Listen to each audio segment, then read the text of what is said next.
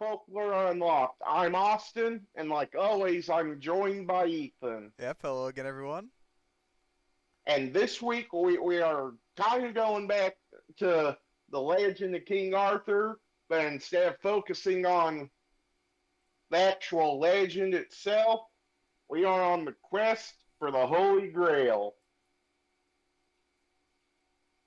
And it's also known as the Holy Chalice, and it's described as a cup or dish or stone predominantly, and it has magical powers and or provides eternal youth or substance and an infinite abundance.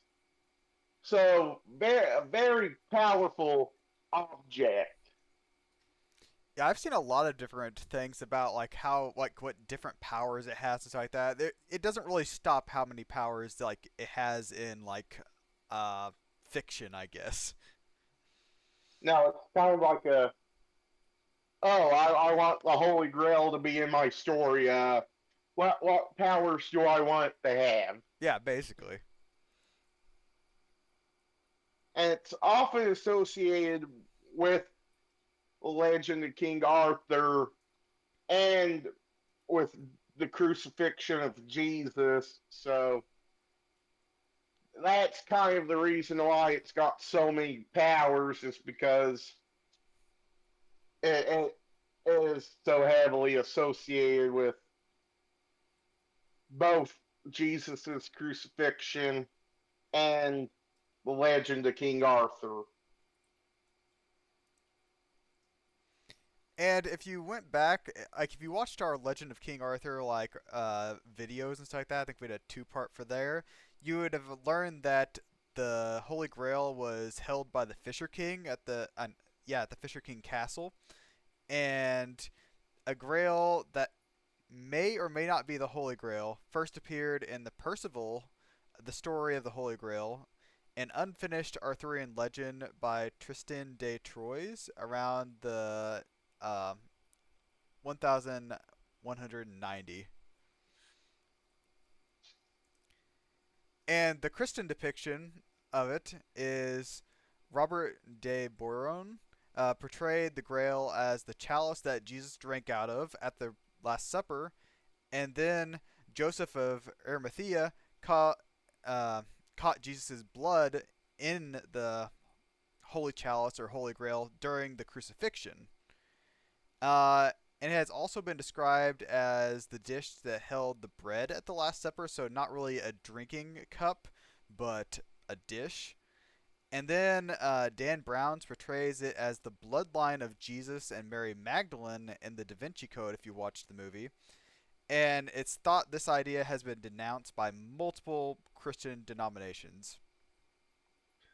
Honestly, the Dan Brown version is probably like the coolest idea of what the Holy Grail is, just because, and like every Christian and most Christian denominations, it's just like, oh, Mary Magdalene was just a follower of Jesus and all this, but in Dan Brown's version, it's like, yeah, Jesus and Mary Magdalene, yeah, they got together and that they had this like big bloodline, and the Knights Templar was were the keepers of this secret, and though yeah, I don't think it's true, but Yeah, it's interesting. It's it's different because like they're always looking for a cup or like some sort of vessel that holds something, whereas this it's the bloodline. It's not anything physical really, like a not a physical object.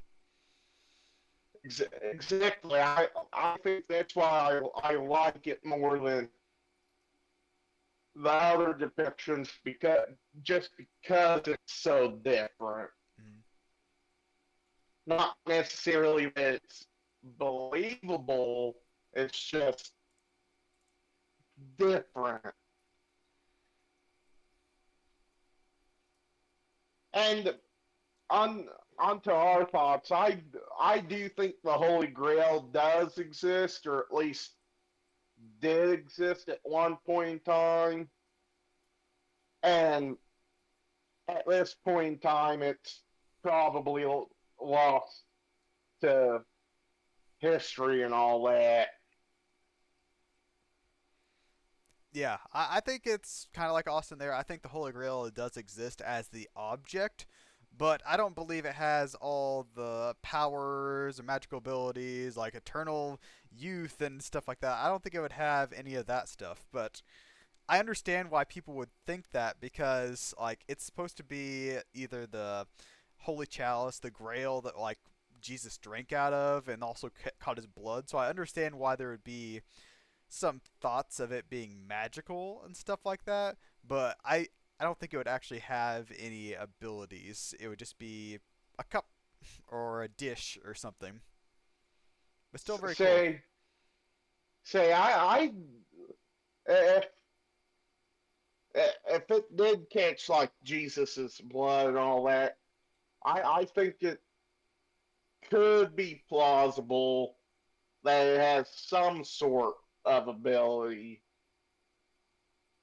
Just if it did, because it's got so many different origin stories and all. It's just hard to tell.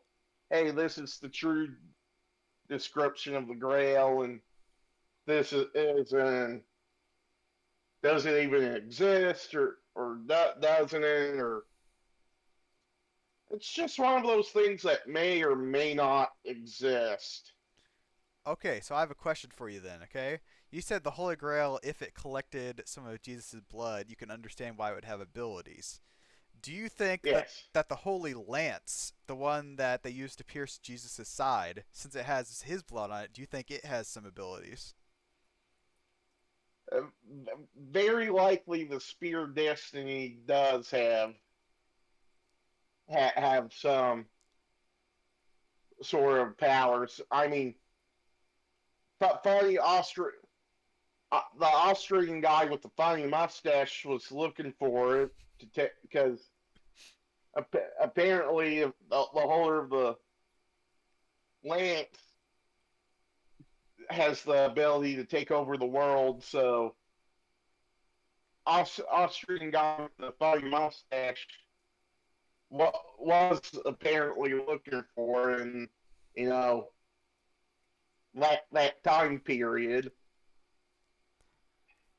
I haven't looked as much into it. Like I know of it, and I know like I know the stories behind it, it's like that. But like I haven't looked as much into it as the Holy Grail. So I just wanted to know if you felt the same way about it. I mean, it's I mean, if we're going off, hey, yeah, I believe the Holy Grail. Let's say the Holy Grail did catch Jesus' blood and has abilities. Then yes, I think the Spear of Destiny has some sort of abilities as well. Okay. We might have to do a video on like holy artifacts. Yes, that is a very likely episode in the future, folks. But I think that's all for this week. Next week, we're going into the Hollow Earth. Any last words, Ethan? No, just thanks for watching, everyone. Well, join us next week as we dive into the Hollow Earth theory. And if you're on YouTube, like, comment, subscribe. If you're on Spotify, drop us a follow. And we'll see you next week. Yep. Bye, everyone.